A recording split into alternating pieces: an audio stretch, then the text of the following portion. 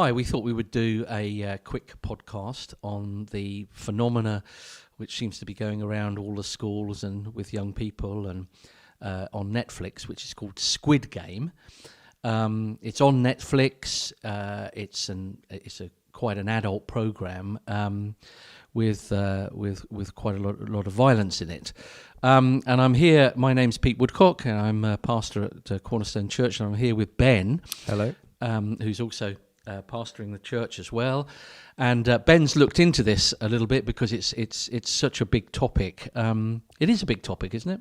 It is, yeah. It feels like a flash in the pan, one of these trends that comes in and will go pretty quickly. But whilst it's here, it's quite a big topic. Yeah, and it's streaming high on Netflix. Yeah, it's actually one of their most highly streamed TV series ever, apparently. And yet it's in Korean. Yeah, that's right. Yeah, it's in Korean. It's a South Korean TV show, written and produced by South Korean people. Sold to Netflix, and you can watch it dubbed, and it's very badly dubbed, or you can watch it with subtitles, which is what I did. Yeah, and it's a series of 9. Is that right? Yep, 9 episodes. And and in that 9 episodes, there is a complete story. It's not sort of waiting around for the next series. No, yeah, it obviously ends, and you kind of think, well, what happens now? Where do the characters go from here? But there is an ending per se. Yep. Okay, so let's have a think. What's the main premise of the story then? The main premise of the story is that the super rich in South Korea have created a kind of Hunger Games island where they take people from the real world in South Korea, people who are experiencing extreme financial sort of problems, so they're in massive debt, or they are in serious trouble with the law, or for whatever reason they don't have a lot of value in normal life, and they take these people to this island, at first largely against their will because they don't know why they're being taken, and then they are put in competition against each other in a series of childhood sort of playground games. But the twist is, if you lose the game, instead of just being out of the game, you are killed. So they murder you then and there on the spot. You are shot in the head. And you do actually see that, don't you? It's Yes. It's quite gratuitous. Yeah, and the way that you see it as an audience member in the same way that the characters do. So you don't have a huge amount of knowledge of what's going to happen. But then in the first game, when people start losing, you see them die, and an awful lot of people die in that first game because they obviously don't know what's going on. So they're trying to figure out why are people being killed around them. So there's a lot of death and a lot of blood. So the first game, I span through the first episode, and it was enough for me. The first game is basically What's the Time, Mr. Wolf, but with a great big sort of doll thing. Yeah. And then to just describe what happens there. Yeah, so it's What's the Time, Mr. Wolf, but in Korean they call it red light, green light. So when the doll sings green light, you can walk towards her, and then when she turns around and says red light, you have to stop. And if she sees you move, you get shot, and you are taken out. And it's an odd. It's kind of one of the reasons I think why this show is so popular is because it's taking something that's so innocent and childlike, like this game, and even the doll, this big animatronic doll, looks like a children's toy. And the arena they're playing in is painted almost like a child's playground. So there's like light blue colours, and you see like birds flying, and it's all very pretty. But then there's this really sinister turn where you're playing this child's game and you die pretty brutally when you lose. And is there any sort of more thought in it? Is there anything more than just child's game and people get killed? Yes, I think there is. There's a lot of gore, and that's one thing we could talk about. Why does there have to be that much gore? Is it good for people to see that much gore? One of the interesting things for me was the sort of worldview that's presented, because at first these contestants are abducted against their will, in a sense. They're put in these vans, they're drugged, so they don't know where they're going. And then they realise what's happening. And they're given the option to leave, which is very odd. So there are 3 clauses to playing the game. I think you see that in the first episode. The first clause is once you agree to play the games, you have to play the game. Second clause is if you refuse, you're eliminated. Which means killed. Yep. And the third clause is if the majority decides to stop the games, then the games will be ended and everyone can go back to their lives. So after witnessing the massacre of the first game, they realise elimination means death. It doesn't mean you're out the game, it means you're going to get killed. They actually vote to end the games. Although it's a very close vote, some people want to carry on, and we can get to that, why they want to do that. But after they vote to end the game, people go back to their lives. And what happens over the course of an episode is people realise that the real hell is not on the island playing the game. The real hell is actually the lives they've gone back to. So there's sort of this worldview put up that is life's not worth living unless you have lots of money, which is the prize for winning the games. That's the prize. You get something like £28 million, but it's in the Korean currency. So if you win the games, you get £28 million. And people want to go back to compete in this game, even if it means death for themselves, even if it means death for hundreds of other people. They want to participate because without that money, their life's meaningless. And it means that they kill, does it? Not only are you eliminated by a big doll or whatever shooting at you, but as the games go on, you in fact are a murderer, are you? Yes. In order to be able to win. Yeah. First of all, indirectly, because there's a tug of war game, for example, and obviously you're competing against the other team.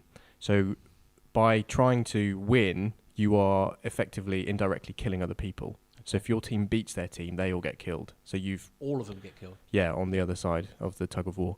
But then later on, people realise that they can kill outside of the games, and that counts towards who wins. So they start killing each other while they're asleep at night, for example. Oh wow! Yeah, right. Because they realise you can do that.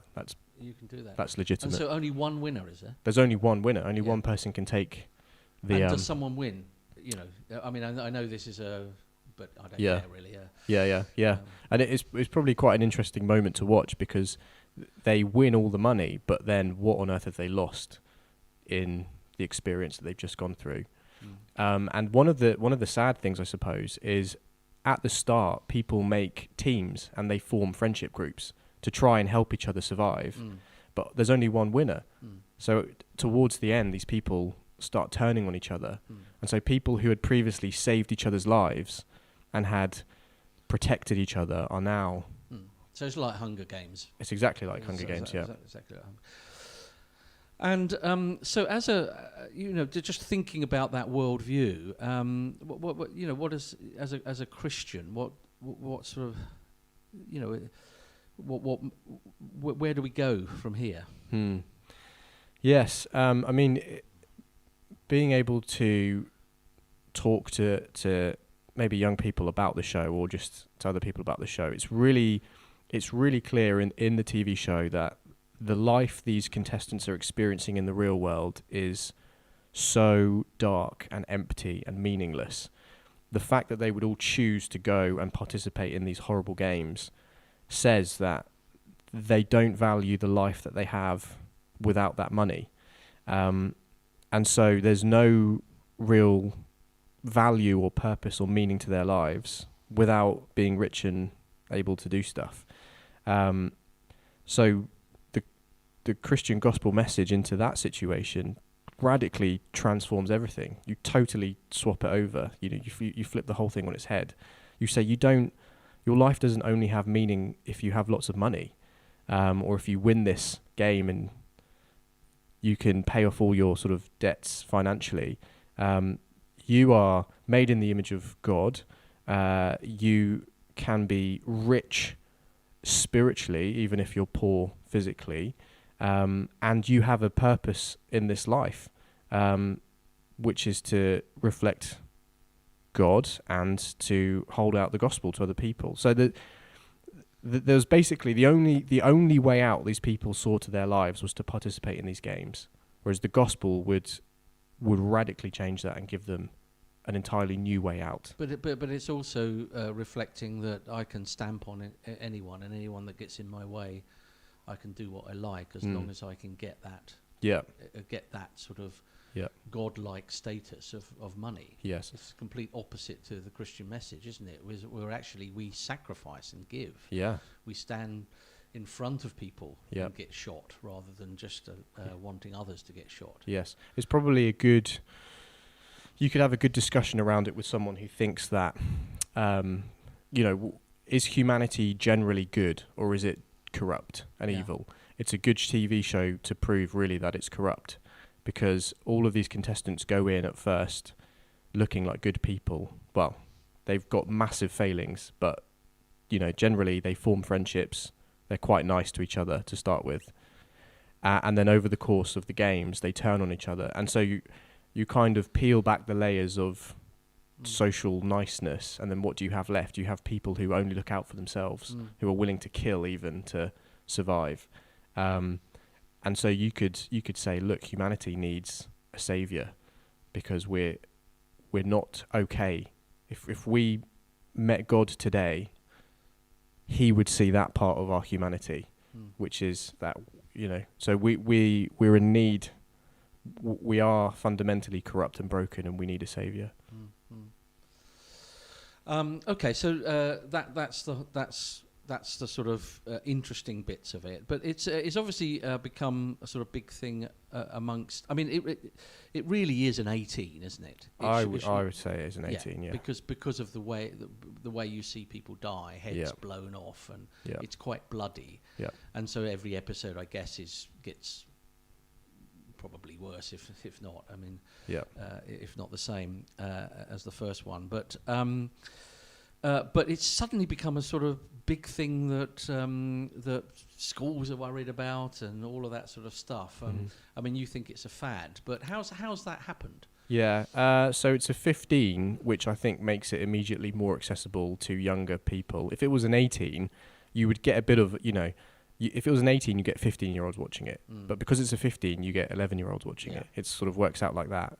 So I think partly it's Netflix's responsibility or whoever, I don't know, the British organisation that labels it. So it's partly that it's been labelled as a 15. It's also, I think, another thing that's influenced young people being exposed to it is TikTok, because there's been a large trend on TikTok where people have been posting videos about it, and a lot of them make fun of it, or are fairly light-hearted about it. But I think what that does is it opens a small window to the TV show to sort of 10, 11-year-olds. They are on TikTok, they're watching these videos of people talking about this TV show, and then that piques their interest and they want to watch it. Particularly because it's quite shocking. And if you watch these short clips of people playing kids' games with blood all over their face, that's like, you think, what on earth is this about? Oh, is that what the fun thing is? That it's the mocking of it is people with tomato sauce all over them, is it? It could be. Yeah. People are sort of saying, like, if I was playing with someone I didn't like or an ex-boyfriend that I didn't like anymore, I would push him over in red light, green light. And then that would mean he would die because he was moving. Yes. So people sort of do stuff like that. Gosh. But then young people are seeing that and they go, what is this TV show? Yeah. And then everyone's talking about it in school. And I think as soon as it gets a bit of momentum in the playground, people talking about it, then there's social pressure on other young people to watch it, to know what's going on. I guess it's like my dad always used to say that growing up it was the Muppet Show. So if you watch the Muppet Show, the next day everyone in the playground was talking about that episode. It's a slightly different show, isn't it? It's a slightly different show. But the same idea that if you hadn't watched it, you wouldn't be in on the conversation the next day. And I think a similar thing's happening, that lots of young kids are coming up to their parents and saying, oh, but my whole class has watched it. All my friends are watching it. Yeah. Please can I watch it as well? Yeah. And then that's harder for a parent to sort of say no to. Yes, I'm sure it is, but it certainly isn't. anyone under 15 should not be watching this show. No. It's because it's so violent and quite disturbing, I think. Anything else we need to think about to be helpful to parents and I mean, it's probably worth watching an episode if your child wants to watch it, and even if it's to just know what it is that they're seeing. I actually don't think there's anything particularly new here. So if anyone's worried or hysterically sort of concerned because, oh my goodness, there's this new thing that all children are watching, what on earth do we do about it? There's no massive new thing in it that you won't have to deal with somewhere else. Yeah. So they'll be exposed to blood and gore somewhere else.